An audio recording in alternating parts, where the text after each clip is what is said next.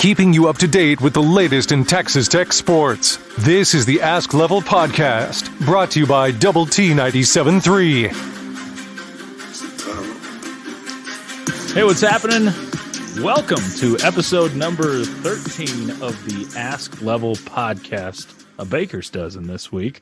Alongside Chris Level, I'm Chois Woodman. Level, how are we doing today? Well, first back-to-back bowl seasons since 2012, 2013, and yeah, fun night in Ames this past weekend. It was a cold night. Mm-hmm. It was a grind of a night, and it was Midwestern style football, and the Red Raiders outlasted the Cyclones. But I don't care how it looked, but the old sun is shining a bit brighter in Lubbock, Texas these days after what you figured out a way to pull off. Man, a Midwestern style. You could say Iowa State's Big Tenning up the Big 12 this year or whatever. Yeah. But we've talked about it a number of times. We've said this multiple times this year. Texas Tech found a way to win a game that it doesn't feel like they're going to win in the past. I mean, you're finding ways to win, and you've lost games this year, but this one was gritty, knockdown, drag out, however you want to term it. You got it done, and getting to a bowl game against Iowa State 2 years in a row feels good. Feels good, even though it was some people calling it an ugly game. However you want to put it. I don't. It's a win. I'll take 12 of those every year because I mean some of TCU's games are ugly to a certain extent too. No they kidding. Just they get behind and outlast teams, but I'd take 12 of those every single year if you want to give them to me. I just to score 14 points and win a game on the road in teen degree temperatures, wind chill hovering around just above zero. I think there's so many things to get into from that game, but I think first and foremost was just the defense not giving in at all, and I think the fourth down stops and essentially it's not going to be statted as such, but these are takeaways. You're turning them over, and to hold Iowa State to a couple of field goal attempts, one at the end of the first half, which was blocked, and had some timeout usage, which I loved because the home crowd was the cold home crowd was boo boo. Yeah, sorry about you. But whether that had anything to do with the block or not, I'm not sure. But then to start that game and you turn it over, I guess the only turnover in the game technically, and to hold them to a 3 and out and then a field goal attempt that they missed, I thought that just kind of set the tone. Because I think I even said it on the broadcast with you guys, Choice, in that you just were clearly the more excited team to be playing in these elements, and you just had a little more energy and juice. And I mean, they had to win that game to keep their season alive. Right. They had to pull that off in order to get to a bowl game. They will not go to a bowl game. You ended their season, and they've got one more game against TCU in Fort Worth, and that's just a pride game. I thought you were more excited, and I thought it showed. And I, was I worried whenever they go up 10-7 on you? Absolutely. Sure. But then you orchestrate, I believe a 76-yard or 77-yard drive that just, and credit to Tyler Shuck, man, because it doesn't look pretty at times. The guy's tough. He's gritty. He's going to put you in good situations. He didn't turn it over. And I thought, his legs and decision-making is a big reason why you won that game. Statistically, Iowa State outplayed Texas Tech in a lot of areas, including the turnover margin, even though there's just the one. Offensively, they went above their average. They got yards, and like you kind of bent, but didn't really ever break, and that was the key. Some of these were empty yards. I think the difference level is that you made the bigger plays in this game, and that was it. They between the 20s or even between the 10s, they get down to the goal line several times, but you just make the plays in this game, the big plays, to come up with a victory, and that's one where we'll look back at it and remember this as an extremely cold game, but one where you just out-toughed Iowa State in their own atmosphere. And they've got a stud wideout. I mean, make no mistake. I mean, that kid, Xavier Hutchinson, he's going to make some money playing this game. He carried their offense last night. Yeah, he's not even open. You've got decent coverage and good coverage on some of these. I mean, Deckers is throwing it behind him. He's throwing it out of bounds. Yep. He's catching them one-handed.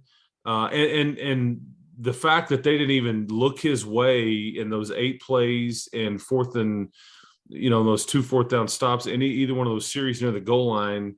I mean, not a quick slant, not an end around, not using him as a decoy, just nothing is baffling to me.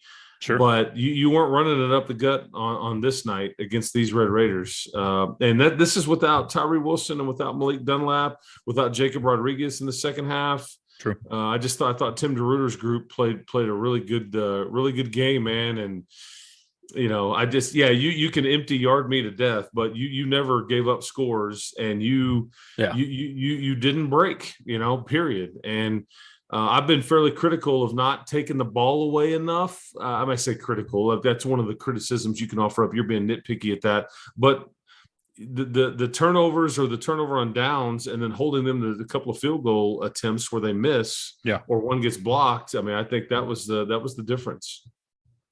And you're the crazy guy who got to choose to go endure the elements instead of sitting on a beach in Maui right now. Now, I know people have asked, like, how cold actually was it? Is this the coldest game you've been a part of? Yeah, no, not even close. Yeah, I was okay for the most part, but it shatters any memory or recollection that I can have. I mean, in 6 or 7 years ago in Ames, I think 16, as we determined, there was a game in Manhattan that was really, really cold. At the end of Cliff's tenure there, but this one took the cake because it was nighttime. Those other 2 were in the daytime, so at least you had a little semblance of the sun trying to help.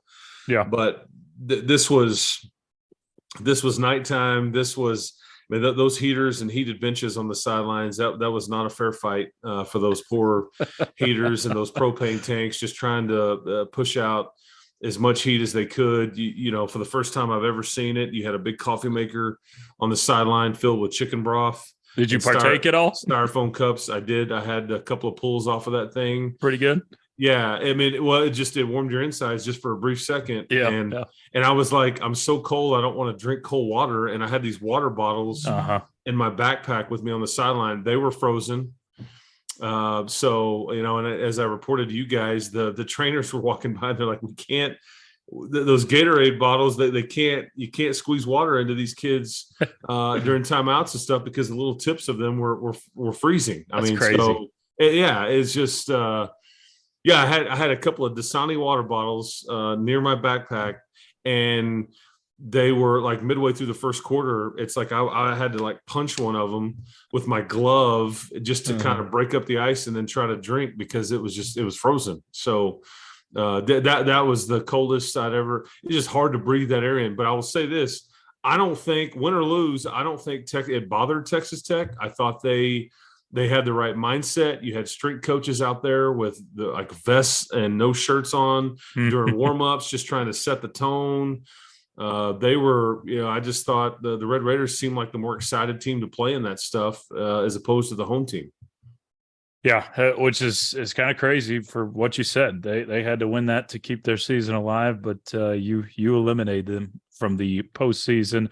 Got another game coming up this week, Level. It will be against the Oklahoma Sooners, who, quite frankly, looked pretty good against OSU. Hard to judge because OSU has looked bad the last few weeks.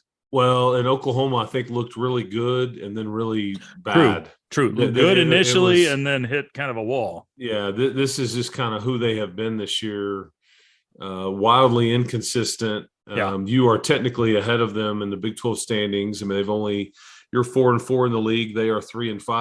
Mm-hmm. But it's choices as you look ahead to Thanksgiving week and all that. I just go back to the locker room at the end of the game or after the game was over in Ames, and the fact that you punch your ticket to get to play a 13th game and seeing guys like Roderick Thompson like sees me kind of.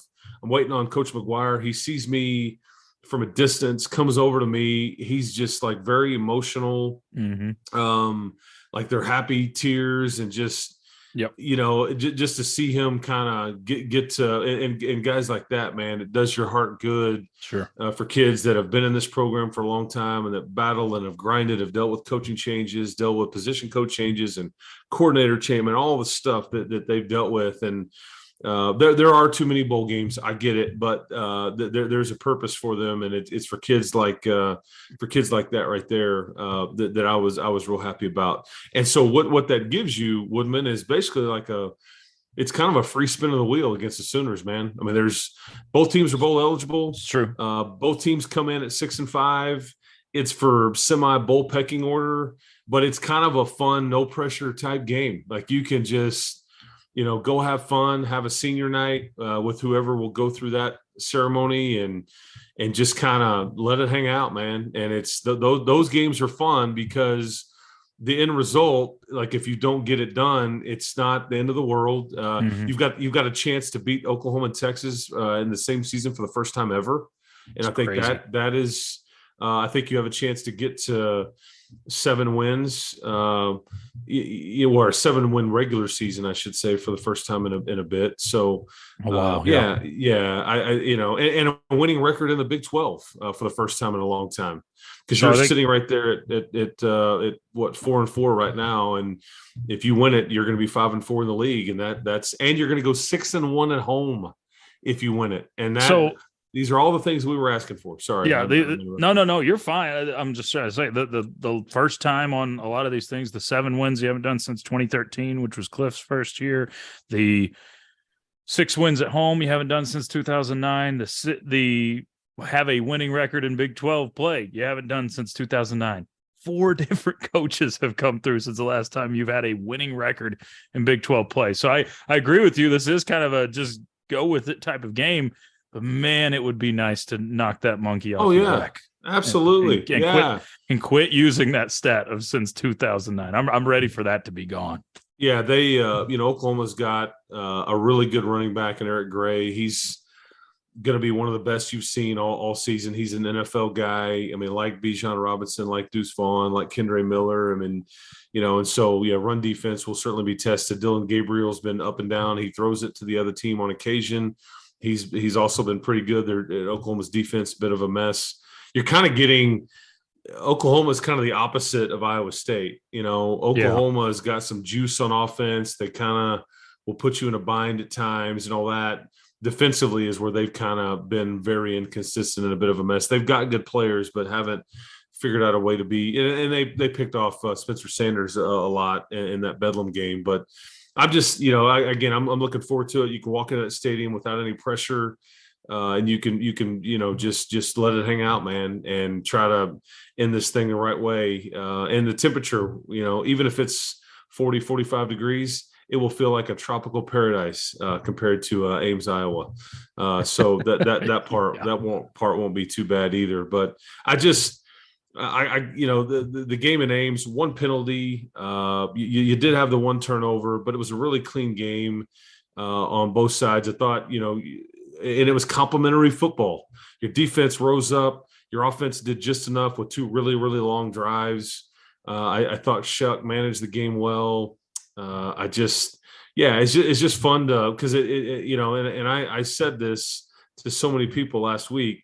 If you play well and you win that, it's not going to be near as cold. Whereas if you, for sure, because I'd seen the other movie, man, when it was 66-10, and that's why in my brain, it was a miserable experience because you were it was a joke. I mean, you just didn't show up. That was Matt Campbell's first year. And I don't know what Matt Campbell's doing from a play calling standpoint. I don't know why he holds on to his last time out. Yeah. So many things about Iowa State that leaves me scratching my head. But they're kind of searching right now. But that's their problem, not mine. Yeah, and I was going to say, you got to feel for the fans, but you don't have to feel for the fans. No, they played the Big 12 championship game like 2 or 3 years ago.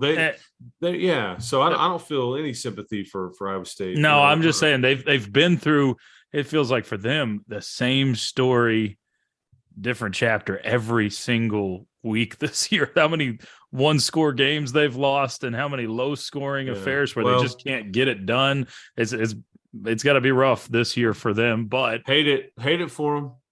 I mean, don't forget, Woodman, that this is a team that beat Tyler Shuck in a bowl game just 2 years ago, and it was a big New Year's Day game. Was it like the Fiesta or Sugar or whatever? Yeah, they beat Oregon. That was kind of the game that I did forget that Shuck kind of got pulled. Or started splitting reps, and kind of a reason why he's now at Texas Tech. But I mean, it wasn't too long ago in Iowa State. But again, they had Breece Hall, they had Charlie Kolar, they had Brock Purdy. They had just barely lost to Oklahoma in the Big 12 title game, and Matt Campbell was losing his mind after some of the calls and that. But I don't feel sorry for Iowa State. It's just that's a program. It's hard to sustain it. It's hard to sustain success.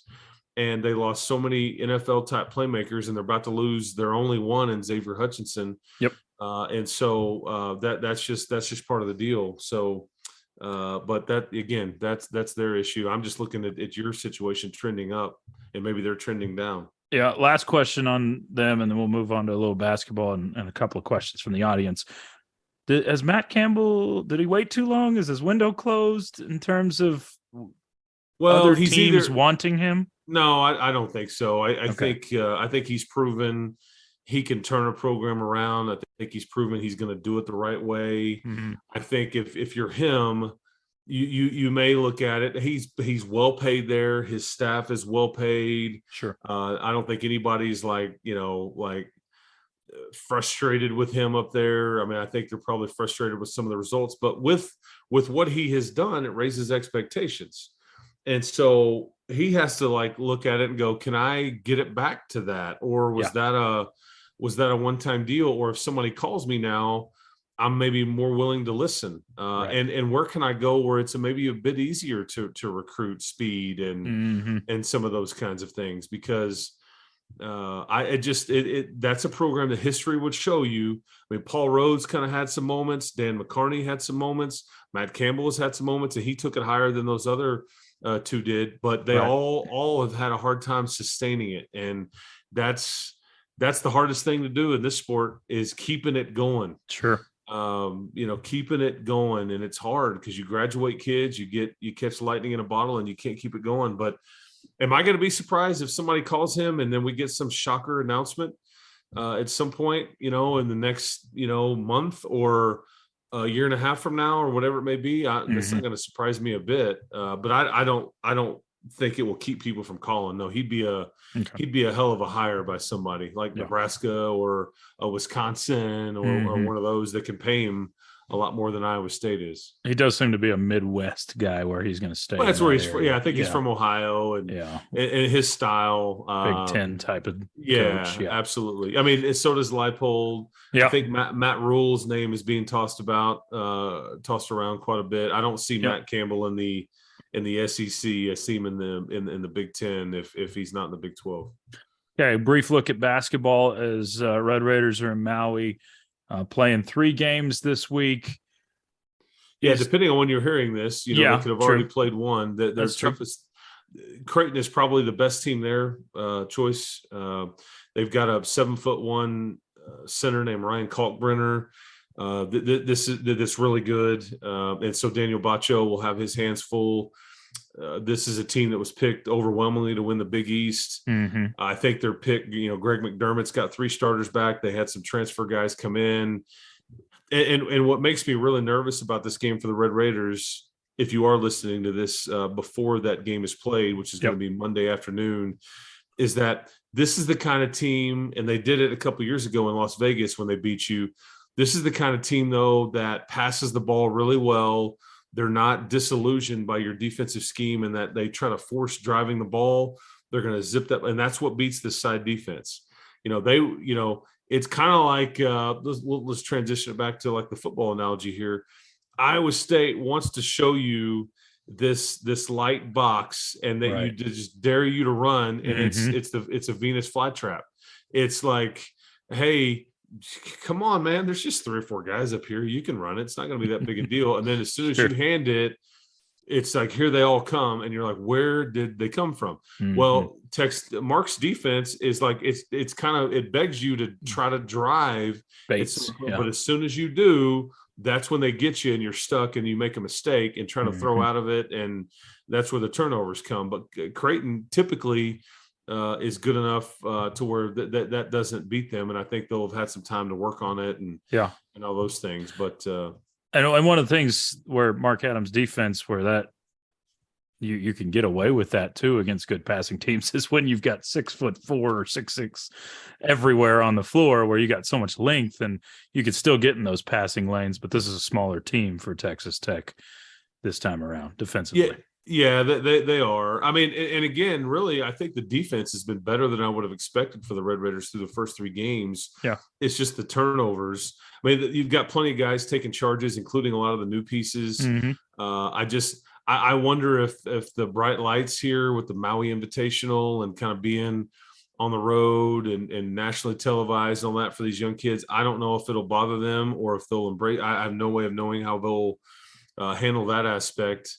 You're playing in a really, really small gym that'll be really loud, but not many people in there. They're right on top of you. 2,500 people, I think. Yeah, it's like a high school. It's like a high school gym. There on the campus of Chaminade, I think, is where it is. But you just want to make sure that if anything, you come home with one or a couple of wins. That's at minimum. If you do that, I think a resounding success for this trip. Okay. You just don't want to be the team that comes home not having won a game. There's only one of them that does that's that. Right. And it can happen to you, but everybody's good. Now Louisville has really struggled. So if it doesn't go well for you against Creighton, my guess is Arkansas will beat Louisville.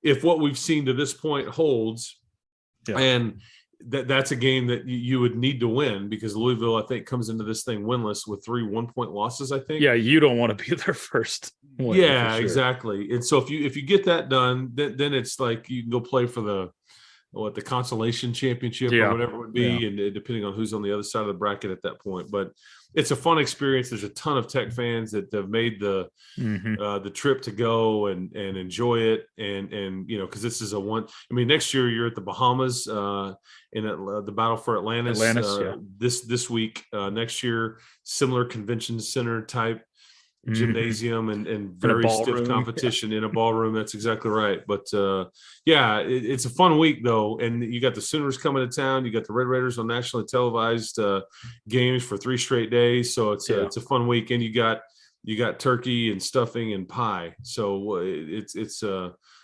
sounds pretty good to me. What do you say? I say so. Yeah. Speaking of that, we'll get to questions. But what are the absolute you have to have on Thanksgiving? What's the go-tos? Like, are you a traditional guy where you got to have the whole spread, or what's it look like for you? Well, typically I've now you haven't had to experience any of this before, but there's been times, man, where we travel out on Thanksgiving Day, and that you talk about the not fun part of the job. Is like you show up for Thanksgiving, it's like, okay, I gotta go. I mean, and that'll gouge you. It's when the Red Raiders basketball is getting back like on Thanksgiving, right? They're getting back Thanksgiving night, and many times the Red Raiders have played on that Friday against Texas and or against Baylor, and but so thankfully this is a more normal situation. But no, I'm not a big stuffing guy. I'm a turkey, potatoes, green bean casserole, roll, And then, if there's some corn casserole, if there's some, the side dishes are usually what make Thanksgiving, like the turkey and ham. That's kind of the must have, but the side dishes is what makes it. But to me, it's like whatever kind of pie you want to divvy, as long as it doesn't have meringue on it. I think meringue is a giant failure, waste of time. Come on, man. Come on. Everybody stresses out about, oh, it pulled away from the crust. Oh, it doesn't look right, and it doesn't taste like anything. It's just calf slobber is where it's at. Level. It's terrible. So that's where I'm at on Thanksgiving. But it's Cowboy game. Oh yeah, Egg Bowl. Now they've got the NFL game that night, and it's just it's a fun time, and I can't wait to spend some time with my kid who's been gone, and she's going to be home this week from college, and so I'm awesome. Thrilled to. The older you get, the more of that stuff means a lot more to you, man. Absolutely. Yeah. All right, a few questions from the audience. We'll start off with this one from Marvin on Facebook. Do you think Tyree Wilson will play in our bowl game, Level? No, I don't. I don't know. Even if healthy, I don't think he would have, just because he's got too much to lose. I think, in fact, I'm not so certain that Joey wouldn't have advised him not to. He's got nothing else to prove. Right. Yeah. I mean, just because, I think there's just too much for him to lose. If you were playing in a college football playoff game, that's different. Absolutely. Or like a New Year's Day type game or something. But when you're playing one of these back end bowl games, this is going to be about some of these guys that don't necessarily have professional football in their future, or a lot of your young guys. But Tyree Wilson, I don't expect him to play versus Oklahoma. Don't think he plays in your bowl game. I think we've seen the last of him in a Red Raider uniform. I hate saying that. That's my guess, but that stinks. And it's just the reality of it. But sure. He's got a future, a bright future, and he gave you everything he had every time he was out there this game this year, and he put a ton on tape, and so I have no issue with it whatsoever. Yeah, and I think you're going to absolutely see him tearing it up on Sundays, and hate it that it's probably done for him at Tech, but we'll get to root him on for a long time. This question says, are we getting LED lights as part of the football training facility major project upgrades? And so I think people, what they want to know is that I think you've got older lights right now that aren't necessarily the brightest. And now they make these lights, because we saw it at NC State. I probably got to see it better than you did, Woodman, and at least on above where you were sitting. I mean, off and on, it turns the stadium red. There are some LED lights in the stadium, because they can glow it red and do some different things, but I'll let you kind of weigh in on what you've heard. I've just heard that they are going to try to fit that in, but I haven't heard that it's concrete or solid. So I think with the $200 million project, they're going to try to upgrade the lights as well, but it's still in a we'll see what's going to happen type of mode. This question from Mark. But I mean, the point there though is that after this game versus Oklahoma, we haven't talked a lot about that, but there's going to be a lot going on over there.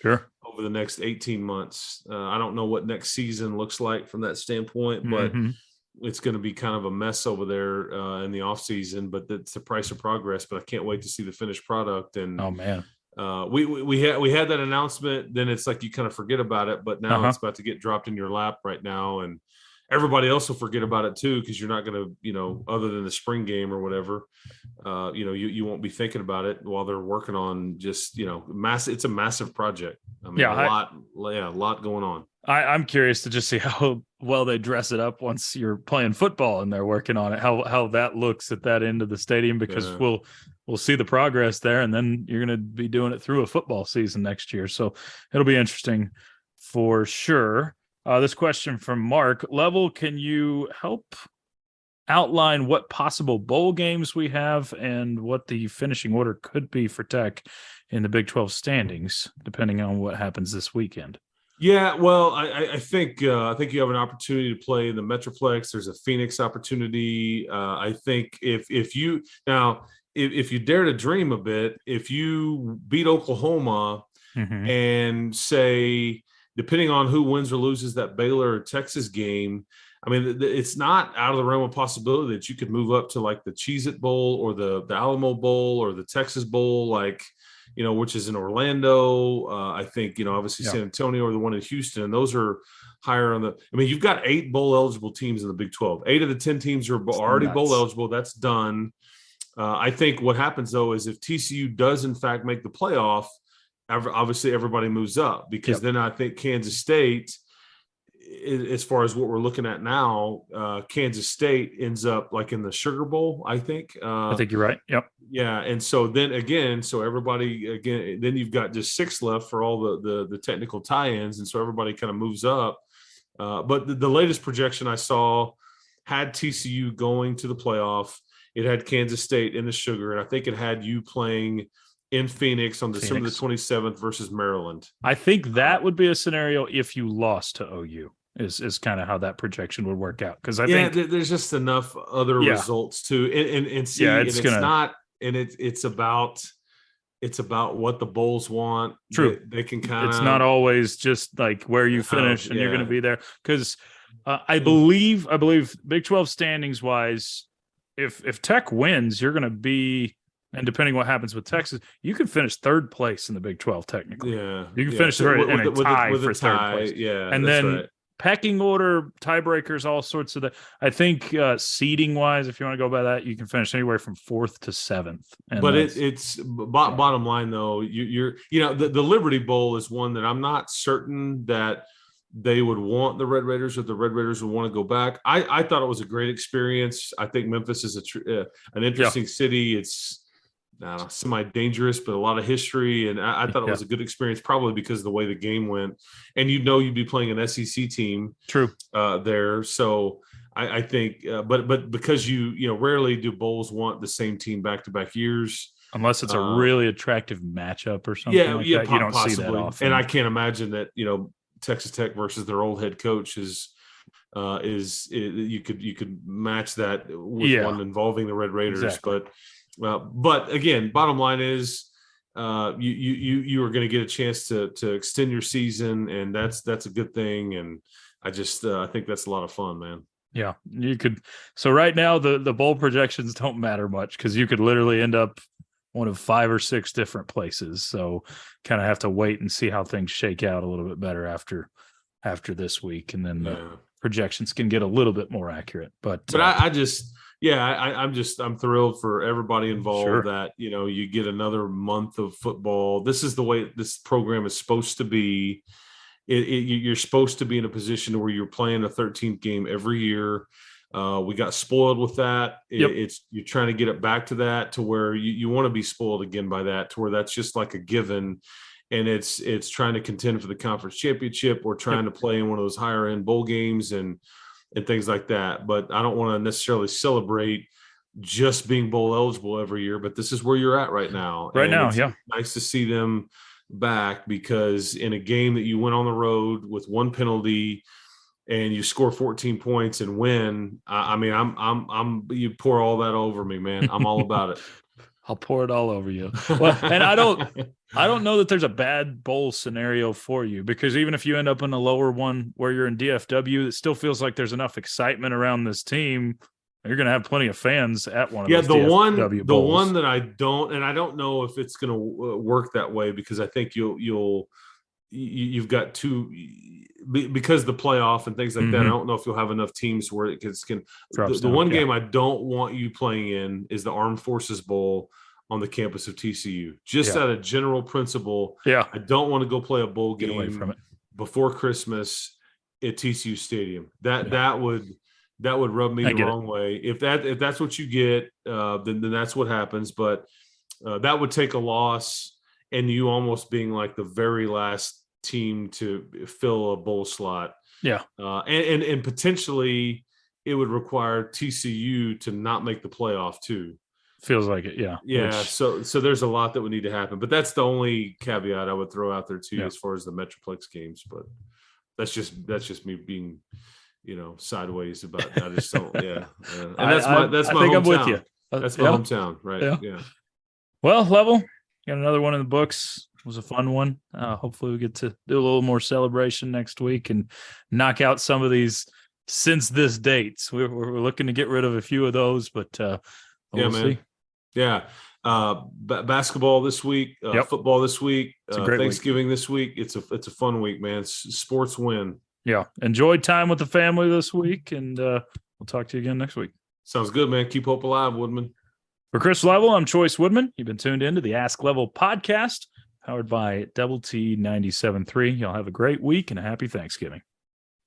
You've been listening to the Ask Level podcast, powered by Double T 97.3. For more from Lubbock Sports Station, go to doublet973.com.